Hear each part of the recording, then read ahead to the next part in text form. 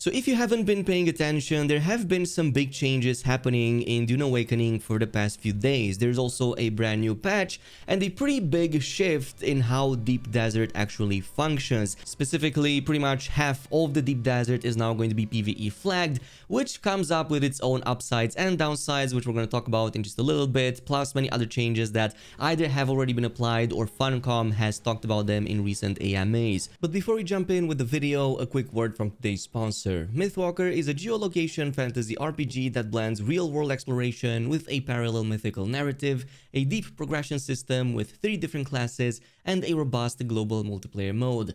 Players can use their actual location to uncover myths, battle creatures, and embark in epic journeys. What's highly convenient is the game's navigator mode that lets you engage with content without having to physically move. The maps also feel busy with content. Besides taking on increasingly tougher foes, collecting the various resources is also done through their own minigames, where the better you perform, the more you actually get, which you can then use back at the blacksmith in Highport to craft or upgrade your gear.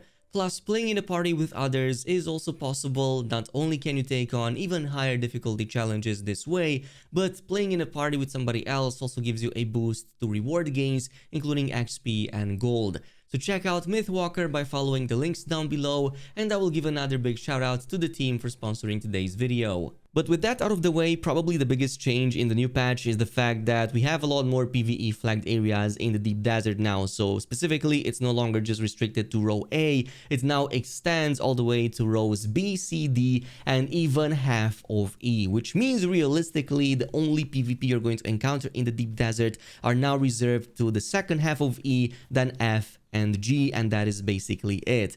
And for the most part, it is a positive change. Now you can go over there, you're going to only be flagged for PvE, and you have a lot more area to go and get some of the Stravdium, Titanium, and even some of the spices over there a bit easier than it was the case before. However, in practice, this also feels kind of like an indirect nerf to pretty much a whole half of the Deep Desert, so let me explain. Pretty much, I played around a few hours this morning and I went to a few spice explosions in the first half of the Deep Desert, and to my shock, every single one of them was the smaller spice explosion, pretty much exactly the same ones that already happen in the Haga Basin. Yield, count, and everything exactly the same as Haga Basin. Now, technically, yes, I know since we have lower risk, this should also mean much lower reward. I'm not contesting that, and I absolutely agree that the spice explosions in the PvE Deep Desert should be much lower than the ones in the Deep Desert PvP areas. However, it should definitely still be somewhat bigger than the ones happening back in Haga Basin, especially since the spawn rates of those haven't, at least from what I noticed, been anything higher than the ones in Haga Basin. I was still getting about the same number per hour, at least during the time I was testing it this morning. Maybe I was just unlucky, but who knows. So in this case, if you are somebody who goes in and tries to see these spice explosions and maybe get a bit of a, farming going on, you're going to notice that for anything serious, you still have to go in the PvP flagged areas, as those hold the highest amount of yields. However, what you will also notice is that now you have a much bigger handicap, and that is the fact that if you want something serious in terms of yields, you will now have to go into the much fewer and more condensed PvP areas, as they are the ones that hold the highest amount of resources. So this means increased chances to encounter PvP. So all in all, I think that the change should have been somewhere in between. Sure, definitely not expecting the 5,000 to 10,000 plus spices I was getting per explosion, but in this case, it should definitely also not be only 10% of that, or the same as it is back in Haga Basin. Surely at least a 50% buff to these is in order. Maybe even a 100% buff, which should still put it at just 1,000 spice yield per explosion. Significantly lower than the ones in the PvP zones, but I don't think PvE should be just 10% of the PvP. Maybe that's just me, given the fact that we played 90% of this game purely PvE up until literally the only last few percentages. But do let me know down below in the comment if you agree or if you want to see any other changes.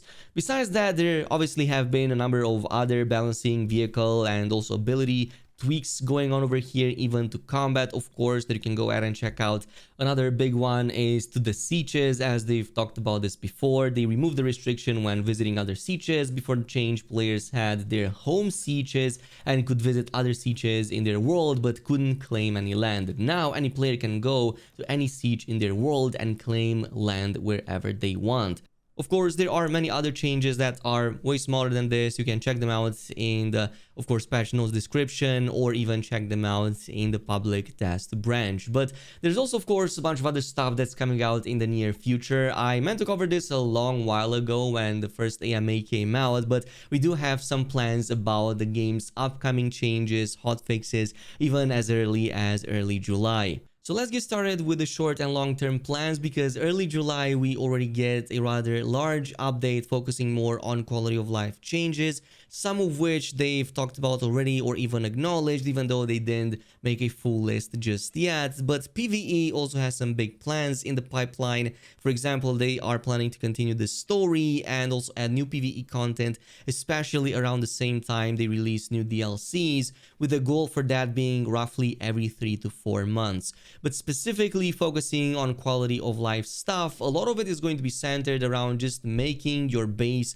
resource management a lot easier, especially in terms of inventory and how things are being put inside containers. So a couple of them have already been acknowledged, like for example the ability to deposit all of the water and deposit all of the blood at once, which is supposedly going to also happen, though maybe not with the July update. Another one is a quick unload button, pretty much the opposite of the quick deposit we have right now. So instead of going from the, in this case, container to the buggy, it's going to be vice versa, from the buggy to the container, and supposedly maybe even to the appropriate container that already has a portion of those resources. That would actually be pretty nice.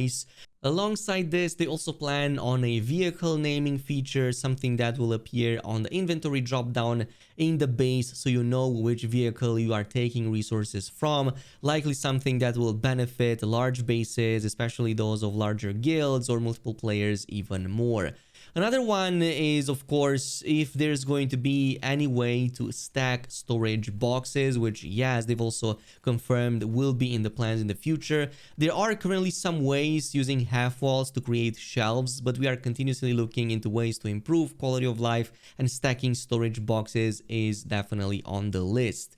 Besides that, they've also asked, are there any plans of making a building easier, like being able to replace one floor with another without having to move everything and destroy the current floor? And the answer is yes. We're planning to add the option to replace one piece without having to destroy it first, which actually sounds really nice, because I mean, sometimes you may delete the whole floor because you accidentally deleted the first piece that was actually holding it together. Besides that, there's no plans to actually change the way we fill out the death stills, so it's actually considered a ritual to take the body and physically bring it to the death still itself. So it's not going to be done through any circuit system where it automatically feeds straight into the death still, so that's going to be a no on that. Also, in terms of any plans to addressing the storage system, using weight and volume in the storage cases appears to be unnecessary, but there are no plans to change the volume and slot approach. It gives us levers to balance this type of logistics instead of just one, and I agree, both the volume and the weight over here work just fine as it is. Now, on the next topic, we have PvE and PvP, and the crux of it is that PvE is definitely going to get expanded upon with stuff like new maps, boss encounters, contracts, and also making land strat a much more important part of the ultimate PvE goal, so that players can progress past what's currently available in the Haga Basin, so past tier 5. However, yeah, Deep Desert is always going to be a PvP area, so don't expect things to change over there. That's always going to be intended for group play and especially PvP. However, they have detailed more on the PvE aspect, so we have many plans to expand the game with additional maps in the future, and the Overland map is one of the vehicles to do so. The Dune universe has a lot of interesting locations and worlds to explore, and we're looking forward to continuing to build on top of the foundation we have. It almost sounds like they don't just talk about Arrakis over here. We may even have other planets out there, who knows. We will also continue to evolve our PvE content, including adding boss encounters as part of future dungeons, and beyond that, also plans of adding new contracts across the board. In addition, the lance ride itself is supposed to involve more contracts in order to reveal tasks for the houses, as well as contracts that lead into the deep desert. Furthermore, we are also considering more enemy types, but this seems to be something a bit more long term.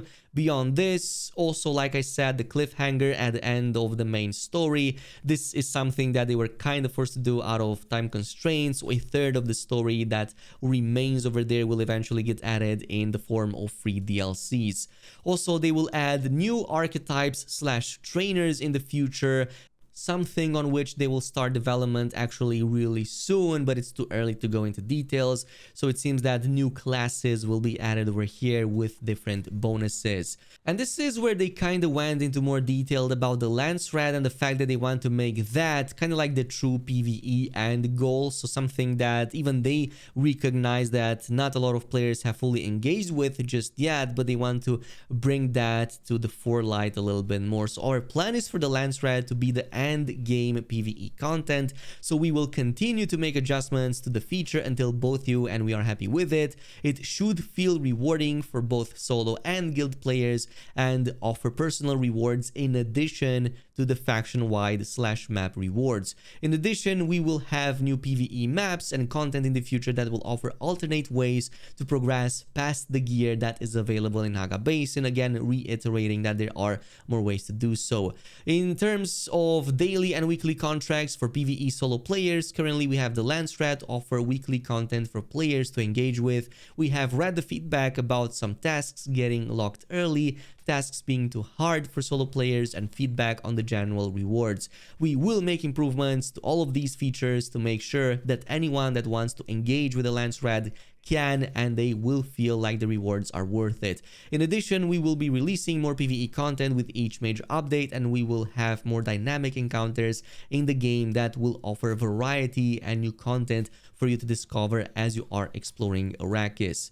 Right now, I will definitely have to say I have not engaged with the Lance Rat at all on one side because it's not really clear if the rewards are even worth it. And one thing that they could probably do is at least reveal like an item preview of what we actually get when we complete or participate to a Lance Rat sort of mission. Because right now you just see the listing over there. You do know what materials you get, but the items themselves you don't really know much about. But they do actually want to make it easier for us to contribute for that week after week. So our current plan is to allow your contributions to the Lance Rat to stack week after week so that small groups and solos can work towards larger rewards over time, and then adding more tiers of rewards as well as new activities to drive in the Lance Rat, which actually sounds pretty good. But again, if it's week after week until you actually get something proper, maybe that's a bit too long of a time. So who knows, maybe they will eventually balance this out a little bit more.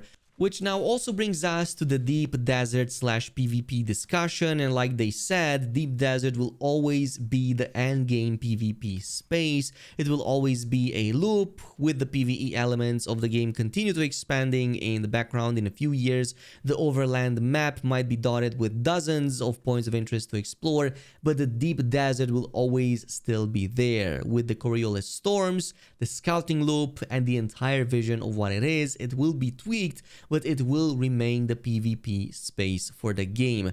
So the plan for Deep Desert when it comes to PvP is that we want players to make meaningful decisions about what they bring with them and how they outfit their vehicles. Once players have engaged in PvP, we want the experience to be reliable, responsive, and clearly understood. This determines how PvP as a whole feels and how players make their moment-to-moment decisions in a fight. And finally, to ensure a more reliable experience in ground combat, we are continuing to address issues with movement, desync, and rubber banding, like for example, how reliable is activating your abilities and whatnot.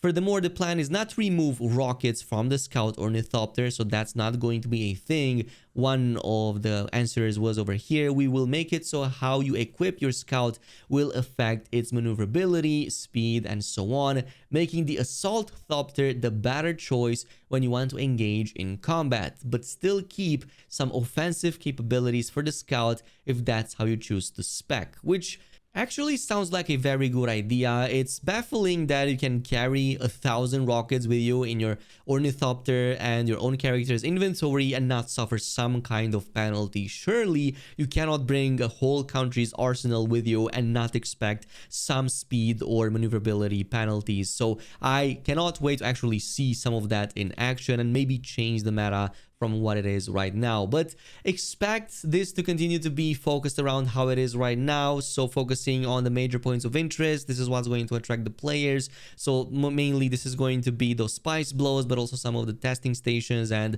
everything else over there that gives you the best loot, which is how they are supposedly trying to attract on foot combat. But beyond that, it doesn't seem that they plan on doing anything else, at least for now. Now, on a semi-similar note, we have to talk about losing out your vehicles, specifically ornithopters, and not exclusively to PvP, mostly to DC and things that are out of your control, like disconnecting in the deep desert that some of you even mentioned in some of my live streams. So this will come in multiple stages. We don't want you to lose your vehicle if you crash or disconnect from the game. In the next hotfix, we have made some improvements so that you will have time to connect and get back to your vehicle. In a future patch, we will look at other ways to decrease the overall setback when losing a vehicle. We don't want this to be a catastrophic loss, especially for solo players, which is actually really good news. Also, in terms of losing out, are there any plans to increase rendering distance to vehicles, especially in the deep desert? Vehicles popping around 500 meters, which makes it very difficult to react in time. So this is something that they are actively investigating internally. And overall, if you're talking about getting engaged by a group of people when you're solo, that certainly happens, and we want to make sure that solo and small groups have a way to participate in the deep desert. We will release more details on this, but we want them to be viable options for solo players to be able to go into the deep desert and engage or fly away when they encounter a group of players they can't win against. So probably part of this is going to be like fixing the render distance so that you can see them from much further away. Though I would also like some kind of, I don't know, scanner option. Like, why not use the scanner, scan ahead, see if there's any players or some kind of danger ahead of you. Like, I'm surprised there's no radar in game to actually see what's happening. But again, this may also be unbalanced if groups then find you, so the solution is definitely not going to be easy. Anyway, in terms of other changes and concerns, one was the blocking off paths by building bases on top of them, like especially points of interest or very good farm routes. This is something that's likely not going to get addressed too much. However, if it's something related to the story, or for example a trade post or faction bases and they get blocked, this is something that they plan to address as well as time goes by, like for example adding no build zones, like how they did also I believe in some of the previous hot fixes. In terms of other future planned releases, there are quite some exciting ones over here. One of the questions was, do you plan to enable character transfer to a different server / siege, mainly of skipping the main story and also keeping the levels? So between sieges, it's something that's coming soon, i.e. full visiting with building rights, which actually is pretty nice. And another one, between worlds, will likely be possible in the future, but not in the short term.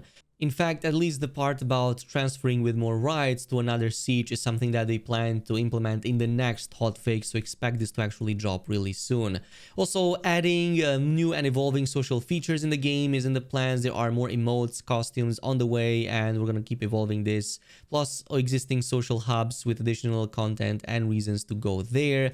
Furthermore, they also plan to add the possibility of dueling other players in the future, which always sounds really nice. There is also a question about the ability or the power to walk without rhythm so that you don't alert the sandworm. And yes, they will actually do walking without rhythm, so I cannot wait to see how that actually looks like in game. Also, we had plans for suspensor elevators in the rift to allow players to quickly get out with the ground vehicles, but had to cut the feature from the launch scope. I'll check with the build team to see if this is something we can add to player bases in a future update. So elevators for vehicles to our bases actually sounds really cool. Another one is in terms of surviving as solo players in the deep desert, like being able to hide in the dunes such as a Fremen. However, these Fremen secrets are only known to the Fremen. We will address that or well, we will address what that means sometimes in the future. Also talking about that scout ornithopter maneuverability. So if you spec it for that, you're going to get more maneuverability, but probably in conjunction with what they said previously with carrying too many rockets, maybe some kind of penalty will also be in order if you do spec for that instead. Also in future updates, they are planning for some future character recustomization or changing how our character looks. This is going to get added in a future update. The team is already working on it, so expect some news on it soon when we start discussing our post-launch content release. Besides that, there's another thing in the pipeline, which is more buildable sets and cosmetics.